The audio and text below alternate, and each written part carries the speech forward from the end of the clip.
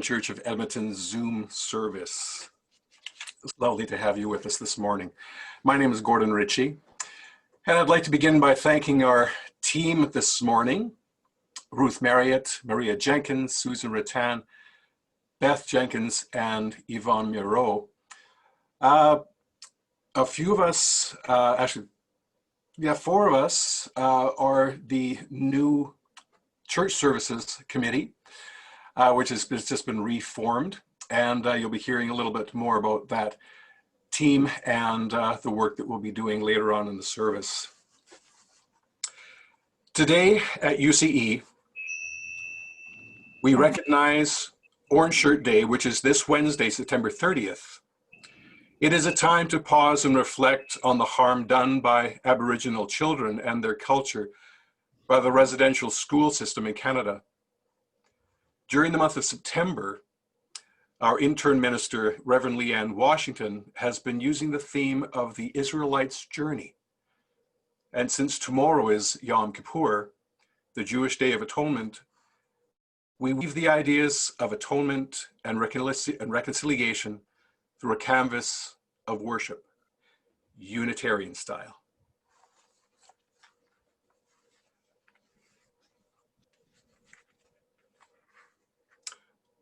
And I would like to invite Yvonne to our opening words.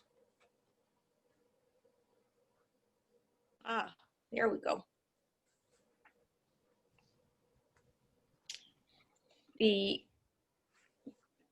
It's the land acknowledgement first.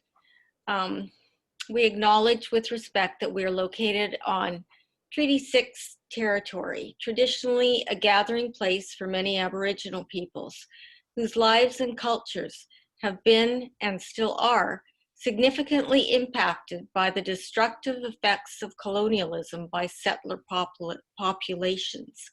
We each individually and collectively through this treaty have a responsibility and a role to play in the reconciliation process, participating fully and actively to follow the recommendations of the Truth and Reconciliation Commission. We can tear down barriers between people and begin to build relationships of understanding and respect. The opening words are by Sheila Rogers from a book, Speaking My Truth, Reflections on Reconciliation and Residential School. The longest journey is from the head to the heart. Let us open our hearts that we may help carry the pain that Indigenous peoples in Canada have been carrying alone for centuries. The journey from truth to reconciliation begins with hearing the stories and acknowledging our shared history of colonialism, and then to fix and to heal what is broken. Thank you, Yvonne. Channel sliding for Yom Kippur, these words are written by Vanessa Southern. We light our chalice, symbol of our faith, for truth, sought through a questioning heart and an attentive mind, and for love, pursued through obstacles inside and outside of our human heart, and for forgiveness and all it entails, the place where truth and love meet and merge. And this morning, we light an orange candle, and we have a prayer for Orange Shirt Day, text by Vivian Ketchum. Vibrant God, your creation explodes with the colors of the rainbow. Your peoples reveal the beauty of diversity. We remember today when the joy and dignity of a precious child was destroyed. We lament today for the childhoods lost through the residential school system. We mourn for the spirits crushed and the futures compromised. We celebrate the hope and joy of every child. Tell the stories of resistance that make us stronger. Build the bonds of solidarity to ensure never again. In the name of the one who was child among us.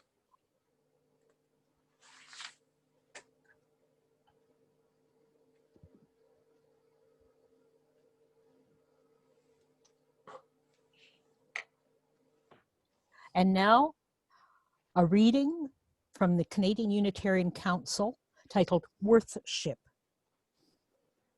Worship is at the heart of the congregation. What we do on Sundays and whatever else we gather to make meaning of our lives is central to congregational identity. Worship matters. Worship helps us connect with a sense of wonder and mystery, to learn, be challenged, feel deeply connected with those who gather with us. When we worship, we're collectively focusing on the things that matter, on what we believe, on what we know about human longing and fallibility, and on the nature of our relationships. We are focusing on shaping worth. Good worship helps those present to connect with their highest understanding, values, and meaning. Worship may be formal or informal, led by a minister or a lay person, and sometimes we get muddled by the many forms and possibilities it offers. Remember that each of these has a place in the life of a congregation. Each can be appropriate, depending on the goals of a particular worship service. Worship can take innumerable shapes, but good worship encourages everyone, regardless of their age, their role in the congregation, to bring care and intention to the service. Ideally, worship seeks to help clarify two things: an individual's great calling, the understanding what unique difference they can make in the world, and the world's great need. We want to help people grow in awareness, clarity, compassion, and leadership. We want people to be the best human beings they can be, which means the best individual, the best parent or family member, the best spouse or partner, the best community member, the best carrier of goodwill into the world.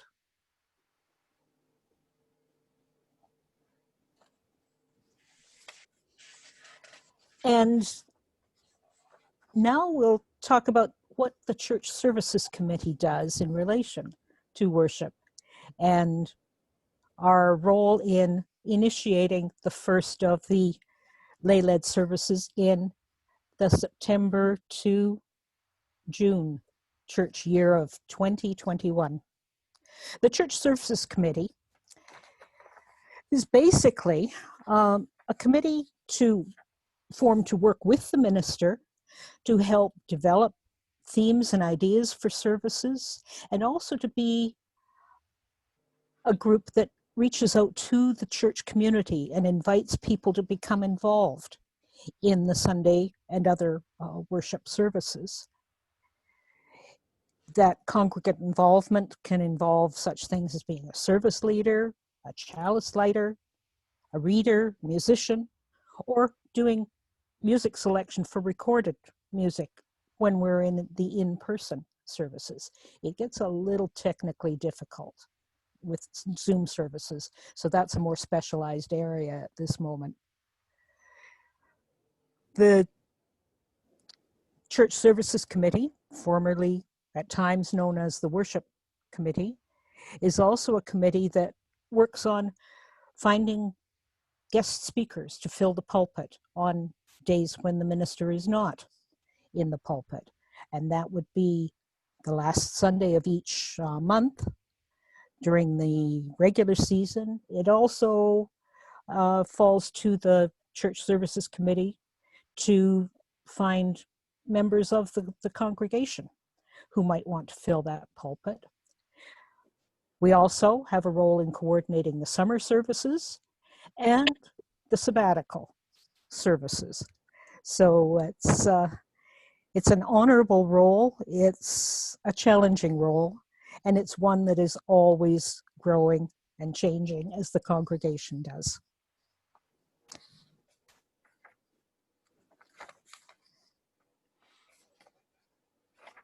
And our next reading, At One by Victoria Stafford. And I'm just finding my page here. Imagine this.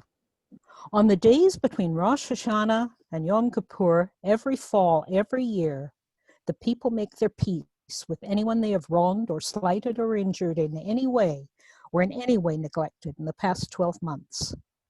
The task is not to patch things up, smooth things over, reach a compromise, or sweep mistakes and uneasy memories under the rug. The task is not to feel better. The task is ownership. The goal is truth for its own redemptive sake. I did this. I said this to you and it was wrong. I neglected this. I botched this. I betrayed you. I demeaned you, whether you ever knew it or not. This is the truth in which both of us are living. I ask you to forgive me. Imagine how many deep breaths you would need to take. Imagine how many doors you'd have to knock on, how many phone calls you'd have to make, how many letters, how many lunches and coffees, how many awkward moments with your children and your parents or with strangers, that cashier to whom you spoke so sharply, for example. Awkward is irrelevant. The task is not about comfort.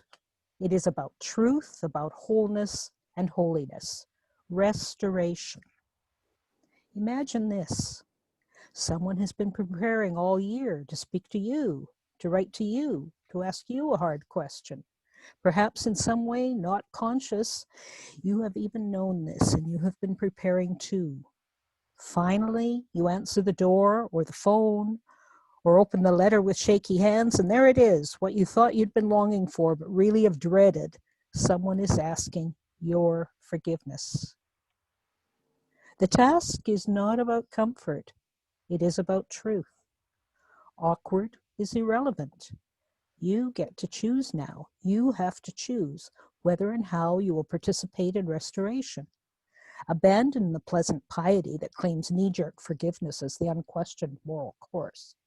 You get to choose which way will be right in this case, between you as persons and with all your gods.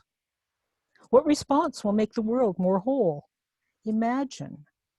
Something yearns in us to come round right. Something creaky, rusty, heavy, almost calcified within us, tries, in spite of us and of all our fears and self-deceptions, to turn and creak and turn again and come round a little truer. Something in us stretches toward conversion. Imagine healing, wholly, from within. Thank you, Beth. Our community is entirely self-governing and self-supporting.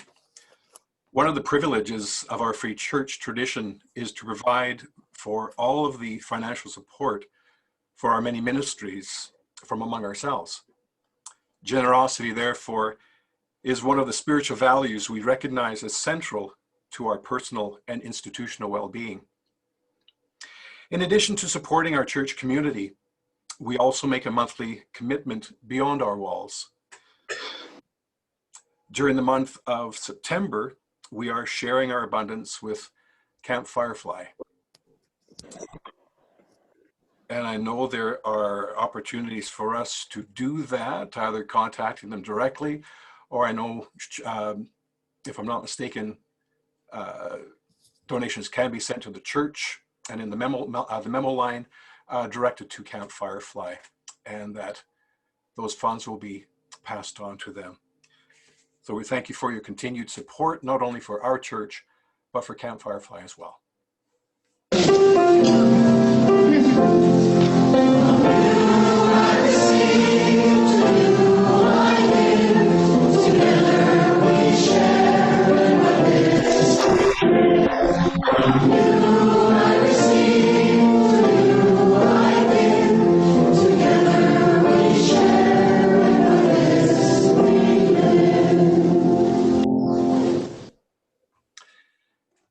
It is our tradition within Unitarian Universalism to take a moment to acknowledge all of the joys, the celebrations, the concerns, the challenges that affect not only our own personal lives, but the lives of those within our own immediate community, global concerns, issues, joys. So down at the bottom of your screen, you'll find a little chat box. And so if you wish at this time, I invite you to write something that may be on your mind, something that has been on your heart. And while these are being typed in, I would like to ask Ruth to read those out so those that are on the phone can hear some of the messages that are being written. I invite you to begin your messages now. And Gordon was referring to Ruth Marriott, just Ruth so the Marriott. other two Ruths know. Thank you, Ruth Marriott.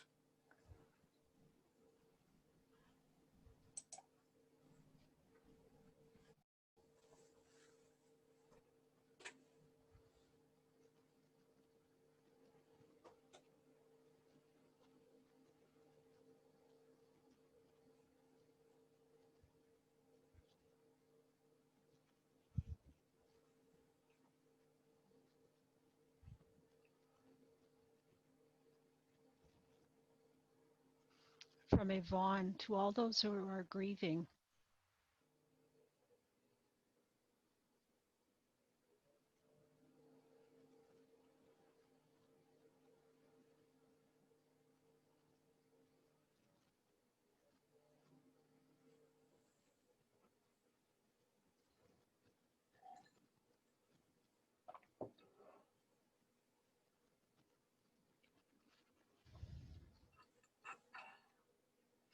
from Karen Belita, my heart goes out to the person I know that is only 49 years old, but now has had a series of mini strokes due to COVID.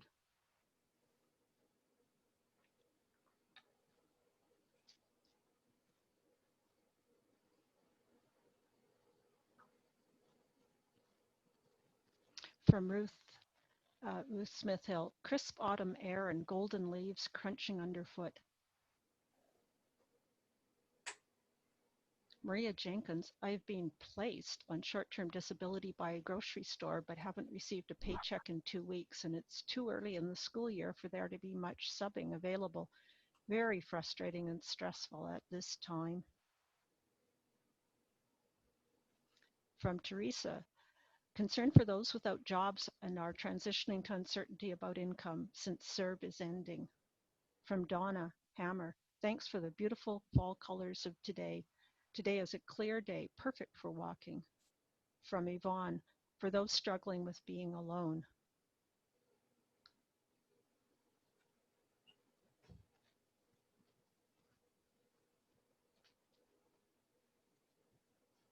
From Lynn Peters, transitions, seasonal and otherwise, sending strength.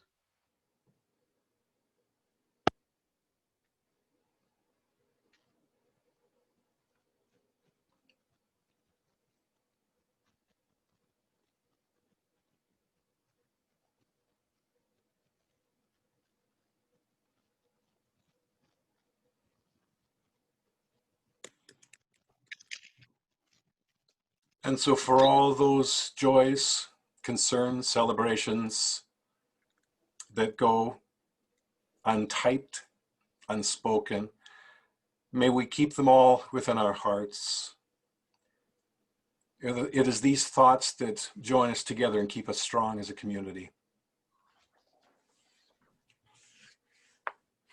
Our homily today is written by Kathleen Hepler, and it's called Yom Kippur at One-ment. Kathleen writes, "We are so fragile. Every human being is fragile. Some less than others when considering their station in life materially, or in some other seemingly big life ways. But all can change for anyone in a moment, just around the corner on the day like any other day. It is the time of Yom Kippur in the Jewish tradition, a time for atonement. It is no frivolous play on words to call it a time of at-one-ment. In this time of turning, in this season of changing colors, the religious response is to turn toward that which knows a oneness in life. Now is the time for a profound understanding of our common fragility. Every human being on the planet has this in common. Any safety felt in power or ideals or wealth or things or health are all temporary. No one is exempt. We are all inherently worthy of great potential toward the good. So often, we can rely on the goodness within people to carry the day. We rely so much on the good intentions of others in order to navigate our lives. So often, people are good. So often, they are more than good, heroic. I cannot fathom their such heroic goodness. But love makes it so. It is the time of at-one-ment. In this time of turning, in this season of changing colors, as we turn toward oneness, now is the time to affirm that every human being has inherent worth and deep possibility for goodness. It is the time of at-one-ment.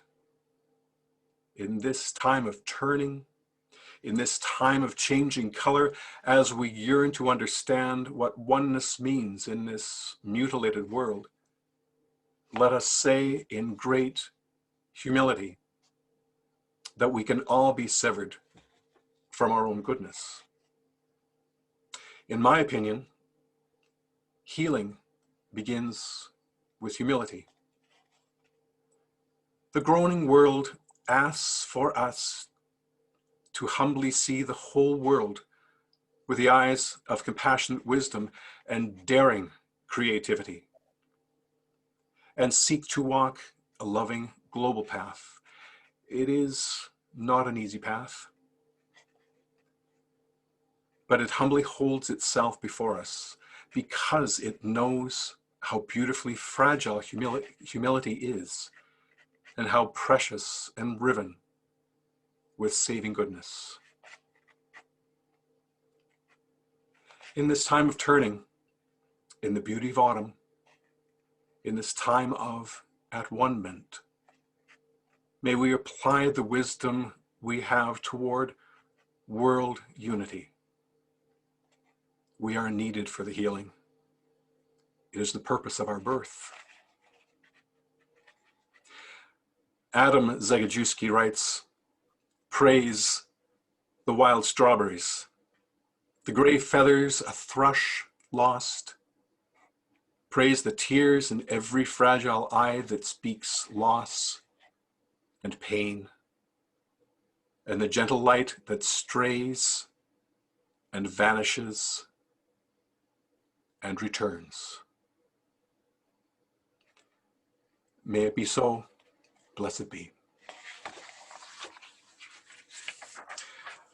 We have a hymn that I would invite you to join in.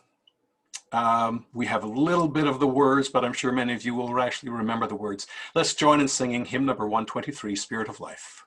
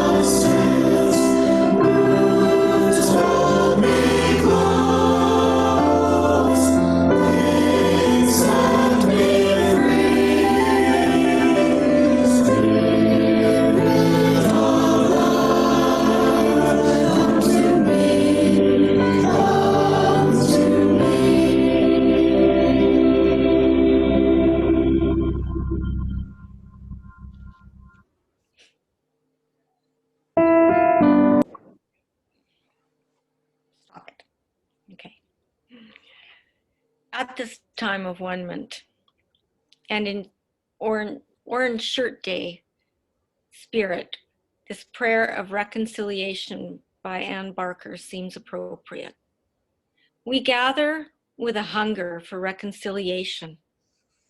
We gather because we are hopeful, because we have visions and dreams of a brighter future, that there may be more than vision in this room. These are the wounds that we must heal together. Grief and anger for all that has been lost, guilt or fear in the reliving, pain that is gone without sufficient comfort, mistrust that was earned, that continues burning still. Every injury we may have named and yet still carry, those we haven't, can't, or dare not speak aloud, those we are not ready to make public, those still not recognized, accepted, understood. These are the wounds that seek replacement, not cancellation or denial. Wounds we will tend cautiously, applying the salve of understanding, forming scars that mark our history without disfiguring the future we might share. What is done cannot be undone. What is done next must now be done with care. We gather because we are hopeful, because we have visions and dreams of a brighter future. May the strength of this time together help us to walk forward. May the wisdom of this experience help us to know our path. May we have the courage to return as often as necessary until our way is clear. May we have the perseverance together to see it through. May we cause it to be so.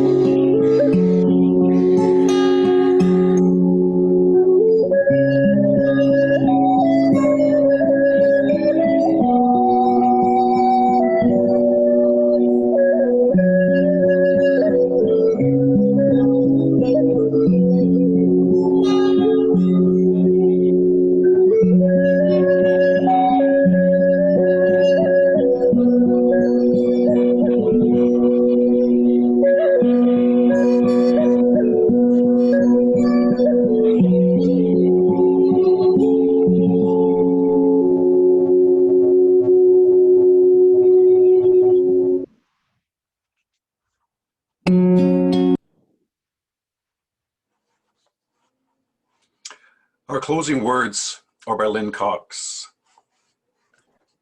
Spirit of life and love, known by many names and yet fully known by none. We give thanks for this time and this place of renewal. We give thanks for the ability to begin again after the disaster, after tragedy, after the loss, after meeting the challenge set before us. Grant us the courage to continue onto the journey, the courage to speak up for the well-being of others and ourselves and the planet. May we forgive each other when our courage falls short, and may we try again. Grant us hearts to love boldly and embody our faith and our values in living words and deeds. May our hearts be open to embrace humanity, humility, grace, and reconciliation. Grant us the ability to learn and grow, to let the spirit of love and truth work its transformation among us and within us. Grant us the spirit of hospitality, the willingness to sustain a fit dwelling place for the holy that resides in all beings. Grant us a sense of being at peace in the world, even as we are in motion. Let us cultivate together the strength to welcome every kind of gift and all manner of ways to be on the journey together. Blessed be. And as we have extinguished our chalice, in the words of Maddie Cephantus, we extinguish this flame, but we keep its light in our hearts with its message of love and justice, taking it outside these walls to the world we live in until we are together again. And so let us join in singing together, Carry the Flame.